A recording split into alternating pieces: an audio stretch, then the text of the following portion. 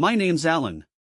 I'm 38 years old, married to Emily, and we have two kids, Ben, 12, and Sophie, 9. If you had asked me a month ago, I'd have said my life was pretty perfect. We had a comfortable home, solid careers, and what I thought was a strong marriage. Emily worked as a school counselor, and I managed a small but successful tech consultancy. We weren't wealthy by any stretch, but we were happy, or so I believed. Our weekends were filled with trips to the park, family movie nights, and long conversations about nothing in particular. Emily and I were each other's best friends, or so I thought. But cracks had started forming in the foundation of our marriage, cracks I either couldn't see or refused to acknowledge. Now, looking back, those tiny fissures seem so obvious they might as well have been flashing neon signs.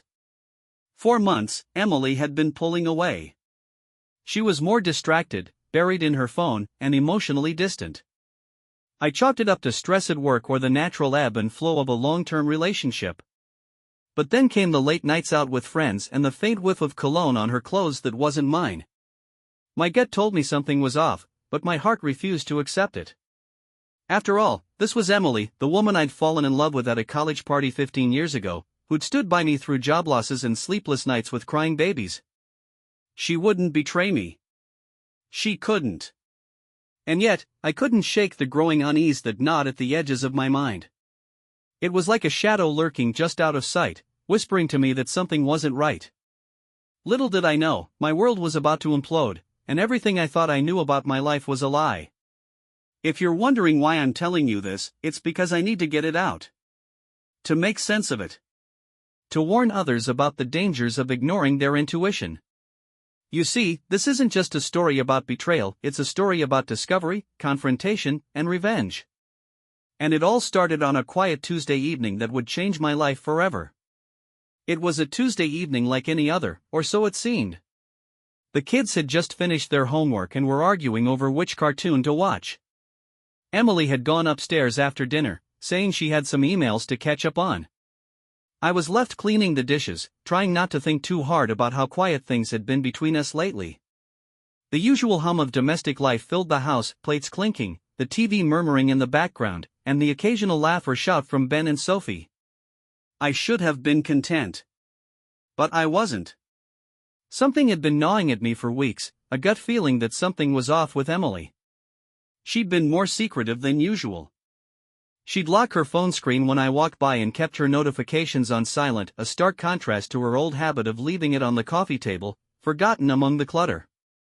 Whenever I asked how her day was, her answers were clipped and perfunctory, like she was holding back. It was the kind of shift you notice but don't want to confront. The kids were finally quiet, glued to the cartoon they'd agreed on after their usual squabbling. I finished the dishes and wiped my hands, deciding to head upstairs to check on Emily. As I walked up, I could hear the faint hum of her voice. She was on a call, which wasn't unusual given her job, but something about her tone caught my attention. It wasn't her professional voice, the one she used with colleagues or parents of troubled kids. It was softer, warmer, almost playful. My stomach tightened. I stopped just outside our bedroom door, feeling like a trespasser in my own home. The door was slightly ajar, and I could hear her clearly now. "No, you're terrible," she said, laughing softly. There was a pause, and then, "I can't wait either. Friday works, but only if we're careful. You know how it is." I froze, my hand hovering near the doorframe. My mind scrambled to make sense of what I was hearing. Maybe it was a work call, I told myself. Maybe it was nothing. But deep down, I knew. The conversation continued, her tone flirtatious and conspiratorial. "No, Alan doesn't suspect a thing. He's oblivious," she said, laughing again, though it was quieter this time. Her voice dropped to a near whisper, but the words hit me like a punch to the gut. "I miss you, too." I stepped back, my heart pounding in my chest. Oblivious. That word ricocheted in my mind, mocking me. I turned and walked back down the hall, trying to stay calm, trying to think. I needed to be sure. Eavesdropping on one phone call wasn't enough. Maybe I had misheard. Maybe I was jumping to conclusions. Over the next few days, I started paying closer attention. I watched her every move, noticed every glance at her phone, every late-night excuse to stay downstairs and catch up on work. I didn't want to believe it, but the evidence was piling up. The late nights, the sudden attention to her appearance, the unexplained absences, it was all there. On Friday, I told Emily I had a late meeting at the office.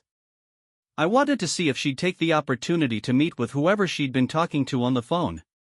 Sure enough, she barely blinked at my announcement, just smiled and said, "All right, don't work too hard."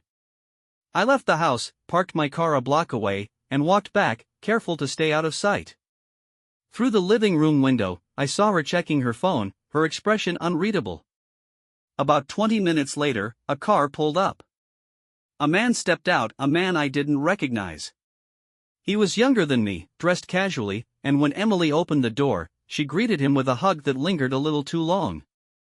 I ducked behind a bush, my heart hammering so loudly I was sure they'd hear it.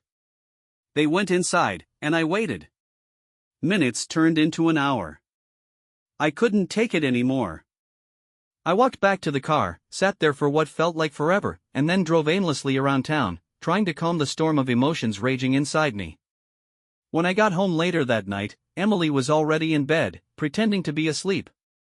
I stood in the doorway of our bedroom, staring at her, wondering how she could lie so easily, how she could betray everything we'd built together. I couldn't confront her. Not yet. I needed more.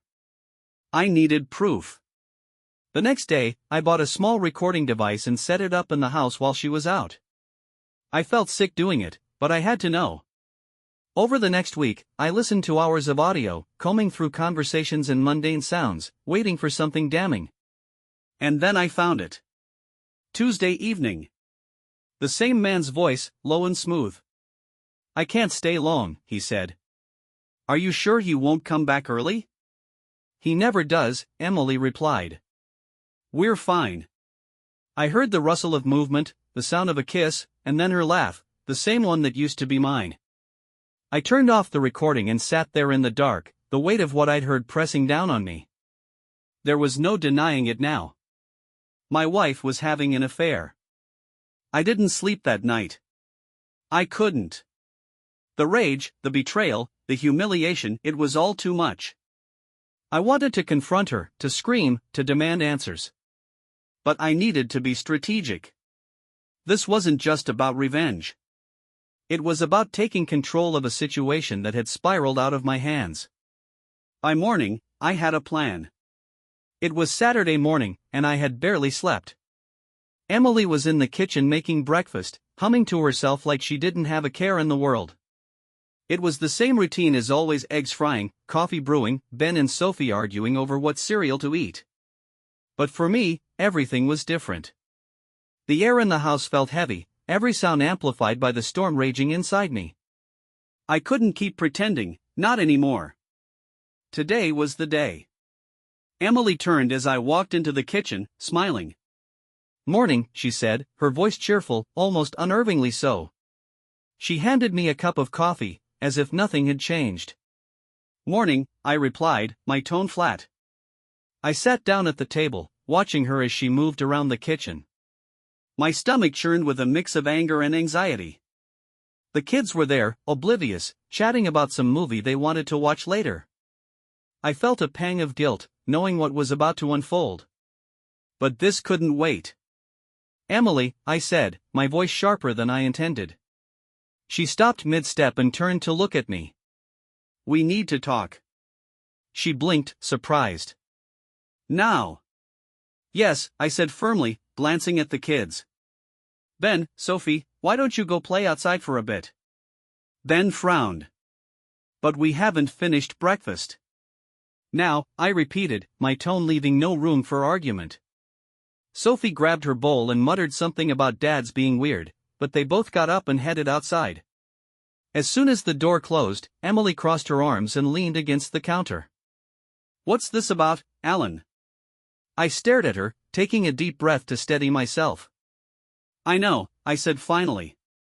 She tilted her head, feigning confusion. "You know what?"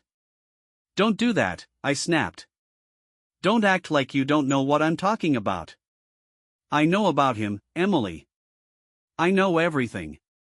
Her face went pale, her composure faltering for just a moment before she straightened up.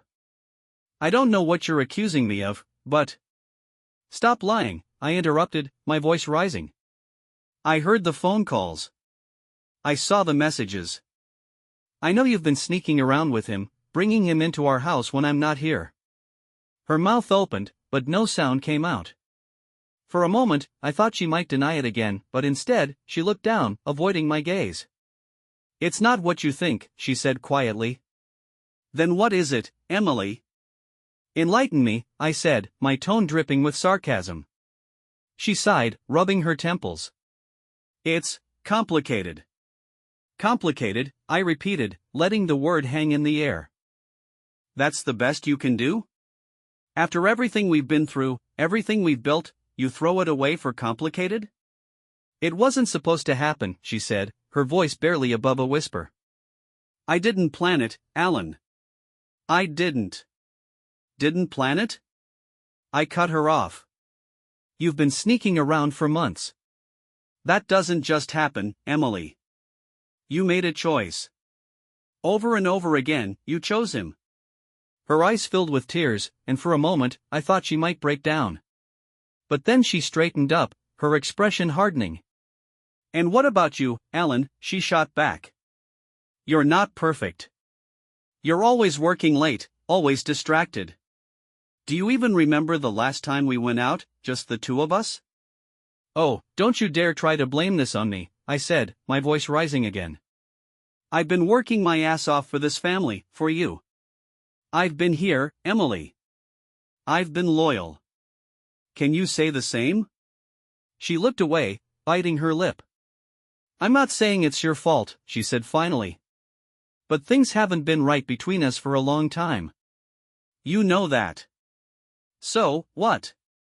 Instead of talking to me, you decided to sleep with someone else? Her eyes flashed with anger. It wasn't just about that, she said. It was the way he made me feel. Like I mattered. Like I was seen. And I didn't do that for you? I asked, my voice cracking. She hesitated, and that hesitation was answer enough. I stood up, pacing the kitchen, trying to calm the storm inside me. Who is he? I demanded. Alan, please. Who is he? I repeated, slamming my fist on the counter. She flinched but finally answered. His name is Mark. He's a colleague. Mark, I said, letting the name sink in. How long? She didn't answer right away, and I had to resist the urge to grab her and shake the truth out of her. How long, Emily? I shouted. 9 months, she said finally, her voice barely audible. 9 months of lies, of betrayal. I felt like I couldn't breathe. Get out, I said, my voice cold and steady. What? You heard me. Get out of this house. I don't want to look at you right now. Alan, where am I supposed to go? She asked, her voice trembling. Go to him, I said bitterly. Isn't that what you want? She didn't move, just stood there staring at me, tears streaming down her face. Alan, please, she whispered. But I couldn't do it. I couldn't look at her, couldn't listen to her excuses or her pleas. Get out, I repeated. Now. She hesitated for a moment longer, then grabbed her coat and walked out the door without another word. As soon as she was gone, I sank into a chair, my head in my hands. The house felt eerily quiet, the weight of what had just happened pressing down on me like a physical force. I didn't know what came next. All I knew was that everything had changed, and there was no going back. The hours after Emily walked out were a blur. I sat at the kitchen table, staring at nothing, my mind racing. The shock was wearing off, replaced by a raw, seething anger. Every moment of our marriage replayed in my head, now tainted by her betrayal. I couldn't stop thinking about it, her lies, her excuses, the way she had turned our life into a joke. By the time night fell, I had made up my mind. I wasn't going to let this slide. Emily might have destroyed our marriage, but she wasn't going to walk away unscathed. The first thing I did was gather everything I could. Emily had left her laptop in the office, and her phone habits over the past few months had made me suspicious enough to know she wasn't being careful. It took me less than an hour to find what I was looking for: emails, photos, messages with him. There were pictures of them together, selfies taken in places she'd claimed to be for work. In one particularly damning photo, they were at the beach, her head resting on his shoulder, both of them smiling like teenagers. I backed it all up onto a flash drive. Then I sat down and started drafting an email. The first recipient was Mark's wife. Yes, he was married, a detail Emily hadn't volunteered but one I'd figured out with a little digging. Her name was Carla, and from what I could see online, they had 2 kids around the same ages as ours. I kept the email simple and factual, attaching the most incriminating photos and messages. I didn't add any commentary, just the evidence and a short line: "I thought you should know what your husband has been up to. Best, Alan."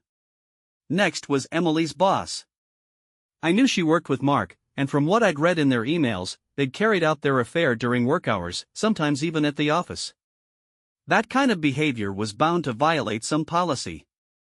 I attached everything relevant and included a note saying I thought it was inappropriate and unprofessional for 2 employees to engage in this kind of conduct, especially on company time. Finally, I turned my attention to our finances. Emily and I shared a joint bank account, but I also had a personal account she rarely paid attention to. I transferred half of our savings into my personal account, not out of spite, but because I didn't trust her not to clean us out once she realized what I was doing. The last thing I did that night was pack a bag for her. I didn't want her coming back into the house, not until I'd had time to figure out what to do next. I put her clothes and essentials into a suitcase and left it by the door. When I woke up the next morning, I felt clearer, more focused. The rage was still there, but it was under control, channeled into action. I called a lawyer, a guy I'd worked with on a client's case a few years back. I laid everything out for him, and he listened without interrupting. When I was done, he gave me a clear plan for how to proceed: how to protect my assets, how to document everything for the divorce, how to handle custody of the kids. That afternoon, I sat Ben and Sophie down. I kept it simple, telling them that their mom and I were going through a rough patch and that she was staying somewhere else for now. Ben, ever the inquisitive one, asked if this meant we were getting divorced. I told him I didn't know yet, which was true. Sophie just nodded silently, her face pale. I felt a stab of guilt for dragging them into this mess, but I couldn't shield them from it entirely. Emily showed up that evening, as I expected she would. She knocked on the door, and I let her in, keeping my expression blank. "What's going on?" she asked, her voice wary. "Your things are by the door," I said. "You can stay at a hotel, with him, or wherever you want, but you're not staying here." "Alan, come on," she said, her tone shifting to frustration. "We need to talk about this." "We already talked," I said. "You made your choices, Emily. Now I'm making mine." She looked like she wanted to argue but stopped herself. "Where are the kids?" "They're at my sister's," I lied. I didn't want them overhearing whatever came next. Her eyes narrowed. "You've already started planning, haven't you?" I didn't answer, just crossed my arms and waited. She sighed and picked up the suitcase, her shoulders sagging. "This is ridiculous, Alan. We're adults. We should handle this like adults." "Oh, now you want to act like an adult?" I said, unable to keep the bitterness out of my voice. "Was that what you were doing when you snuck him into our house? When you lied to my face?" She flinched but didn't respond. Instead, she walked out without another word, the suitcase trailing behind her. The fallout was swift. By Monday, Mark's wife had emailed me back, thanking me for telling her and asking if I had any additional details. I sent her everything I had. A few hours later, Emily called, furious. "Did you seriously send everything to Carla?" she demanded. "Yes," I said bluntly. She deserved to know. "And my boss? Alan, do you have any idea what you've done?" "I protected myself," I said. "You didn't just betray me, Emily. You put our whole family at risk. Did you think I was going to sit back and let you get away with it?" She didn't have a response to that. After a moment, she hung up, and I felt a grim sense of satisfaction. The next few days were a whirlwind of phone calls and meetings with the lawyer. I was meticulous, documenting every interaction with Emily and keeping records of everything I'd found. My focus wasn't just on revenge, it was on securing my future and protecting the kids from as much of this mess as possible. Emily tried to call several more times, but I didn't answer. I was done with her excuses, her justifications. She'd made her bed, and now she could lie in it. By the end of the week, I had filed for divorce. It wasn't the outcome I'd ever imagined for our family, but it was the only way forward. Emily had broken something that couldn't be fixed, and I wasn't about to spend the rest of my life trying to pick up the pieces. This wasn't just about ending a marriage. It was about reclaiming my life. And as painful as it was, I knew it was the right thing to do. By the following weekend, Emily's anger had given way to desperation. The calls and texts came non-stop, messages veering between pleading, apologizing, and outright accusations. I ignored most of them, not because I didn't want answers, but because I didn't trust myself to stay calm if I engaged too soon. But we couldn't avoid each other forever. The kids needed stability, and as much as I hated it, Emily was still their mother. I finally agreed to meet her on Sunday at a nearby coffee shop, a neutral ground where emotions might be easier to keep in check. I arrived first, taking a seat near the back where we'd have some privacy. My stomach churned as I waited, the anger simmering just beneath the surface. When Emily walked in, I barely recognized her. She looked exhausted, dark circles under her eyes, her face pale, her usual confidence replaced with uncertainty. She sat across from me, clutching her purse like it was a lifeline. For a moment, neither of us spoke. The silence was heavy, filled with everything we didn't want to say.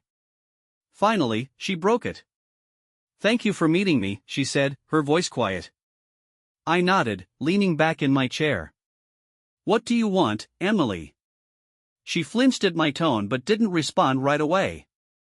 Instead, she stared at the table, fidgeting with her coffee cup.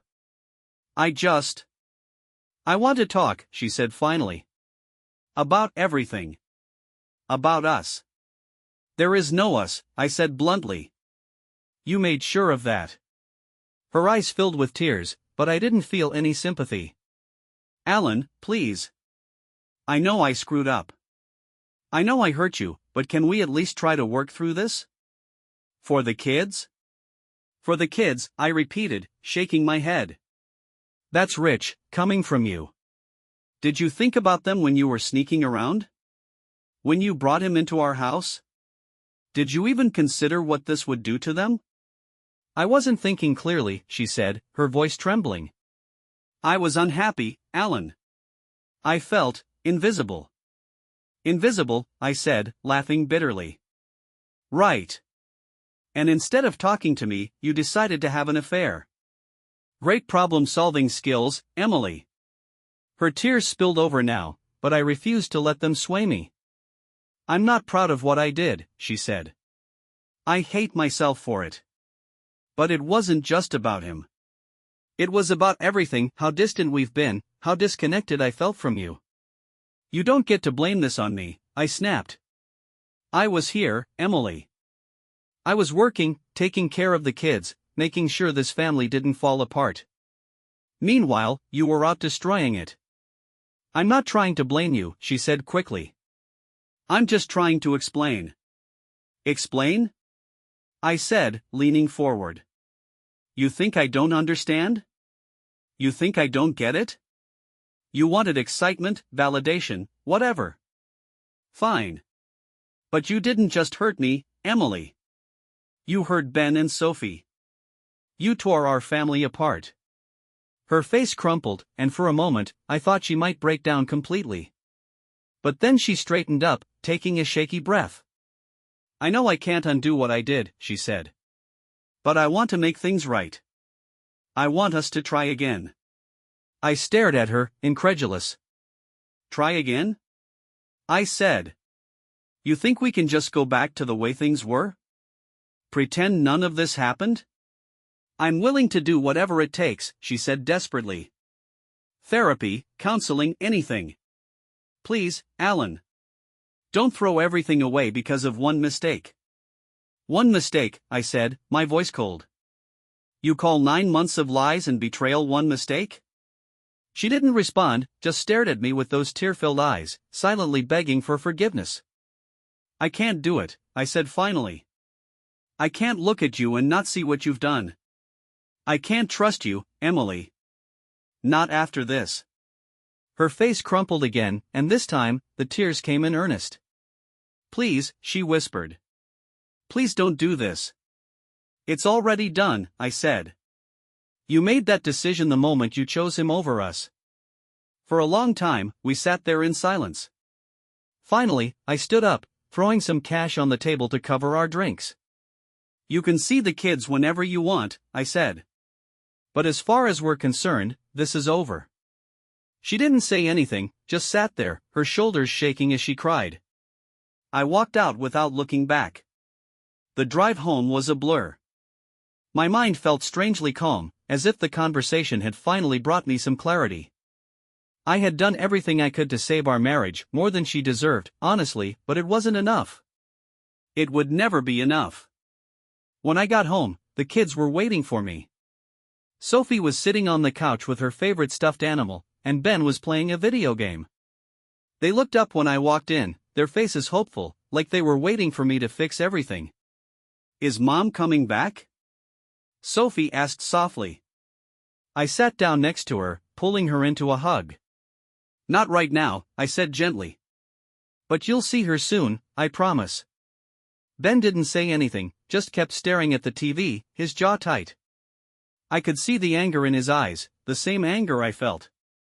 I made a mental note to talk to him later, to make sure he knew none of this was his fault.